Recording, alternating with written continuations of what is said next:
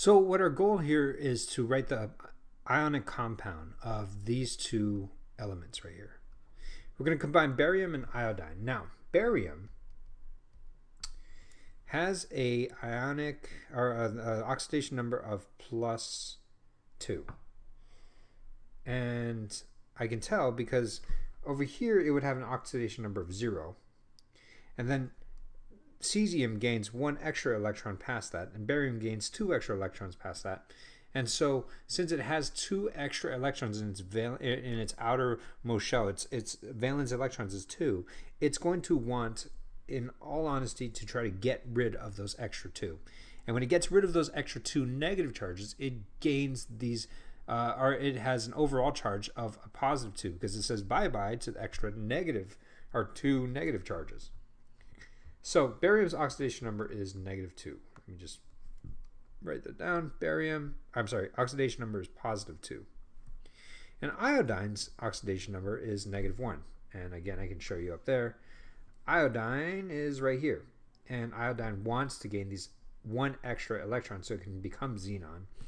Or at least its outermost shell can look like xenon's electrons. If it gains an extra electron, it won't become xenon. That can only happen if it gains an extra proton, but that's neither here nor there. But what it wants is its outermost shell to be completely full. And so what it wants to do is gain this extra negative charge. And so the ion it's going to form is a -1 ion. And so its oxidation number is going to be -1.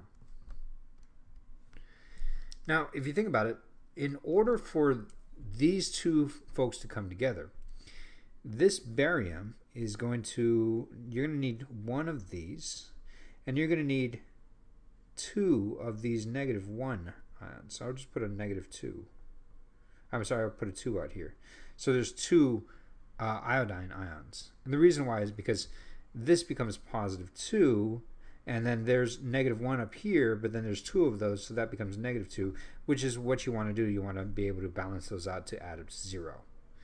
And so in order for these two to come together, the kind of ionic bond or compound that will form is a barium with 2 iodine.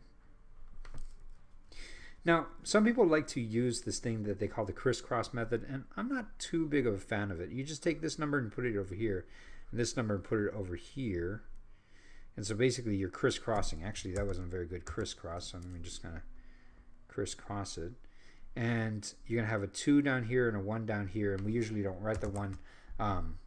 And the reason why I'm not too big of a fan of that kind of stuff is because when you get into more complicated elements, that crisscross method doesn't really make any sense or work. All right, let's try this one, the calcium and oxygen. We know the oxygen is going to be a -2. That's one of the rules that we have. And the calcium, we know, is actually going to be a +2. I'll show you up here. Calcium, he's got positive. He's 2 electrons past what argon has, and argon is super mellow, and that's what they want to do. So his goal in life is to lose these extra 2 electrons, making him a +2 charge. So my calcium is going to have a +2 oxidation number. Now, if you want to use the crisscross method, you can go like this. It's Ca2O2. You take this 2 down here, and you take this 2 over here, and you crisscross it and all of that kind of stuff. But I guess the way I like to do it is, I don't know what kind of method it is called. It's just the make sense method.